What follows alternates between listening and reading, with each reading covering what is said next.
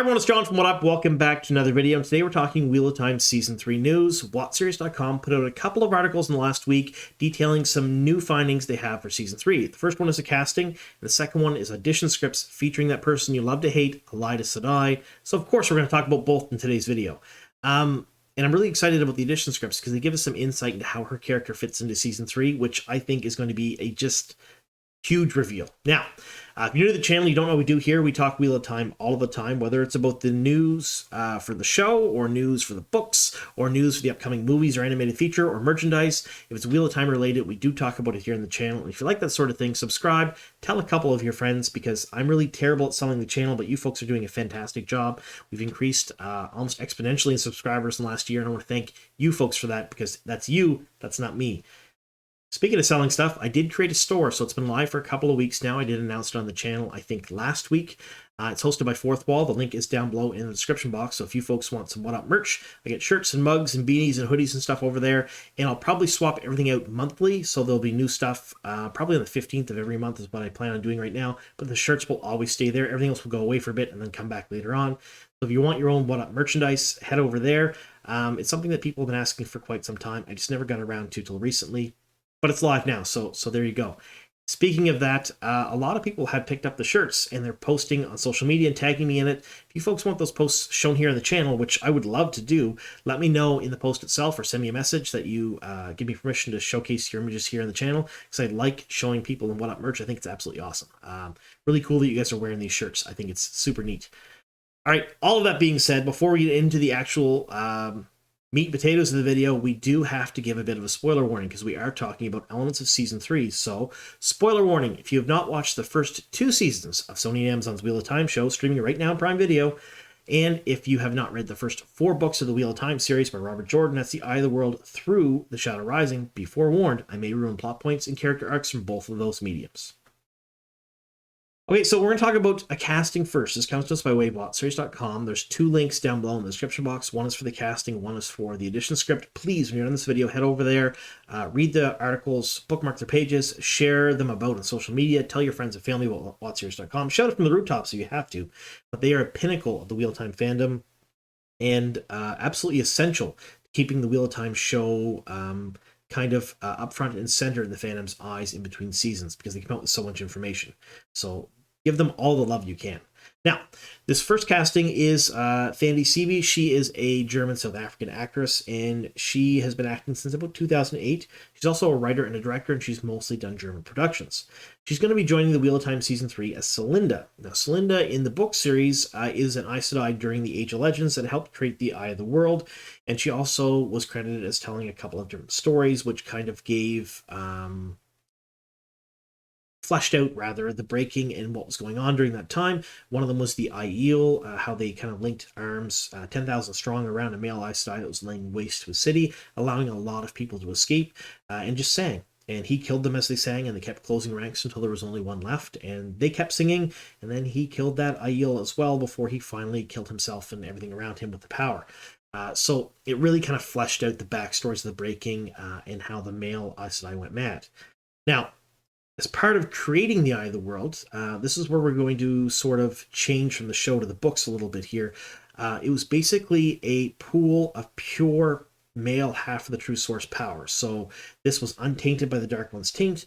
All the Aes Sedai, both male and female, that created it had to die in order to create it, so it was completely pure. It was a huge sacrifice on their part, meant to help the dragon when he was reborn later on. So at the end of the first book, Rand actually used the power in the Eye of the World, this pure, untapped power that wasn't tainted by the Dark One's taint, to fight the Forsaken and Ashamael, and ultimately win those 2 battles. Now in the show, we didn't see any of that. It was very, very different. So what the Eye of the World mainly was, I think, in the show, was a seal in the Dark One's prison that housed Ashamael. Now, they haven't come right out and said it. However, it's been heavily implied throughout the end of the first season and all the way out throughout the second season, because we've seen other seals in Dark One's prison here and there. We've seen other broken seals after we've seen Lanfear entering the world.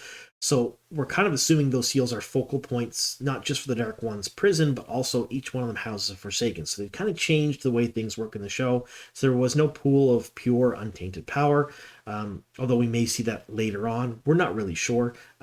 it was one of those things that was really neat when you read it in the first book, but then wasn't really touched on the rest of the series. It didn't really matter. So them ignoring it probably isn't too big of a deal. So knowing this, we know we're likely going to see, or actually we do know we're going to see flashbacks to the breaking, probably through Rand's eyes as he walks through the glass columns of Rodian. Now we know we're getting those storylines based on the title of one of the episodes, Road to the Spear. We also know that Latra was also cast for season 3, and she is a different actress, an older actress. So she portrays an aged version of the character. So probably also during the breaking, but much later on. There's a bunch of little clues here that hint that we are definitely going to be getting those flashback scenes, and I think Celinda is a big piece of this puzzle. Now, I will have a video coming out in the coming days about those flashback scenes, because I do have a little bit of information about them, so it's sort of a leak, I guess you'd call it. And we're going to talk just a bit about them. We know for sure we're getting them, and I'm going to talk about some of what we will see during that, and how we're going to see it on the screen, at least how it's been explained to me. So that's kind of neat. Look for a leak video in the next coming days about that. Either way, we know we're getting this for sure, and I, for one, am very, very excited. I hope they dedicate an entire episode or an episode and a half to this. I don't want to see it just kind of there and gone. I know we only get eight hours of Wheel of Time per season-ish. We get 8 episodes, they're about an hour each, and we can't spend too much time on flickering back and forth through Rand's past lives and seeing through his ancestors' eyes. But I hope we get a good portion of it, because it's a lot of backstory. It explains a lot of different things. And I find right now one of the things that the Wheel of Time show is sort of doing is playing very fast and loose with a lot of the history, very fast and loose with the magic system. It's there. Nothing is truly explained to the audience. So if you read the book series and you know about it, you're fine. You understand the history. If you assume it's not changed, you understand the mechanics of certain things. But if you haven't read the book series, it's sort of just kind of there, which I believe is probably entirely intentional, because if you give things rules, then people look for breaks in those rules, and they've allowed themselves a lot of leeway for that. So an audience that hasn't read the books, which is the larger part of the audience watching the show, likely won't have things to pick apart if they don't know this. But if they're given some of the history, maybe we'll finally start building that background and those mechanics for the show, which I'm kind of excited to see. All right, now we're going to talk about some edition scripts. These feature both Elaida and Leane, and Elaida and Min. All right, so I want to say something about edition scripts before we start here. Historically, for other productions, edition scripts aren't exactly entirely accurate. They can be very, very early iterations of a draft of the script. They can be just things completely made up that are in the vein of the character that the actor or actress wants to play, that have nothing to do with the show whatsoever. Or they can be kind of close, or they can be spot on. Now, being spot on is kind of rare, but it does happen. And so far for the Wheel of Time, almost every edition script we've seen that featured scenes in season 1 and season 2 has come out to be almost word for word perfect on screen. That isn't to say that these will be the same, so take these with a little bit of grain of salt. These may not be scenes that either make the final cut, they may not be scenes that are exactly as portrayed, they may be a little bit different. But if I was a betting man, like Matt Cawthon, I would probably bet on this, saying they're pretty close, because so far history has shown us that everything has been very, very close. So, first scene is between Elaida and Leane. That's the Keeper of the Chronicles. And Elaida says, "I would like to request an audience with the Amberlin seat." Leane says, "You've been gone for some time, Elaida. Allow me to explain how things work here now. Only sitters may call a meeting with her." Elaida says, "It seems I've returned at a bad time for the Amberlin. No, she seems to be dealing with quite the mess at the moment. A clever woman would see my value to help tidy things up. Perhaps that's too much to expect." Leane says, "You forget yourself, Elaida." Elaida replies, "On the contrary, I know myself and my duty very well. Come here in the goodwill on behalf of the Queen of Andor to inquire after the well-being of her daughter." Leane said, "A letter would have sufficed." Elaida then replies, "Perhaps, but the Queen hasn't received any correspondence from the White Tower in months. I can only assume that the Amberlin's letters are getting lost.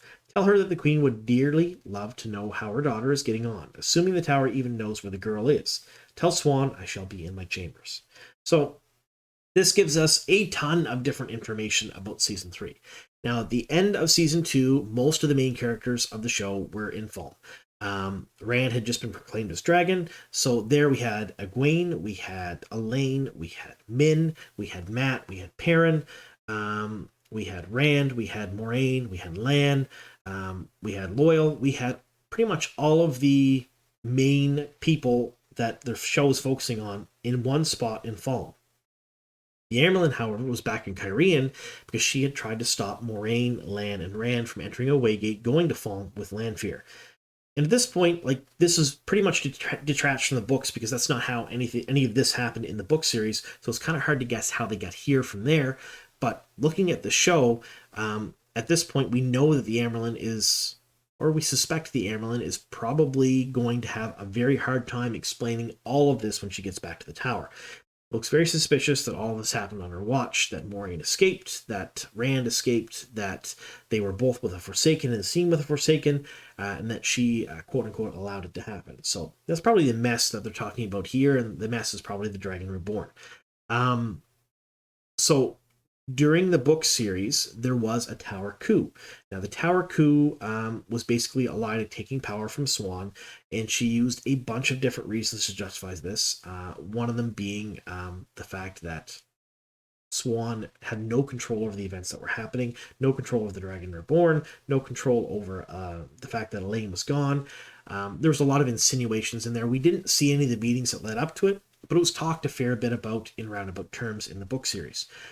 So Elaida ended up leading a coup against Siuan, imprisoned her after killing her warder, and at that point, during the coup, a lot of the tower fought against the coup. So the older warders fought the younger warders. The older warders and the instructors were all on the side of the Amyrlin, and all the younger folks, led by Gowan and Glad, were on the side of Elaida. They knew her, of course, they're going to be on her side, and eventually, Elaida won. But it wasn't until both Elaida, Leane, Min, and Logain all escaped the tower.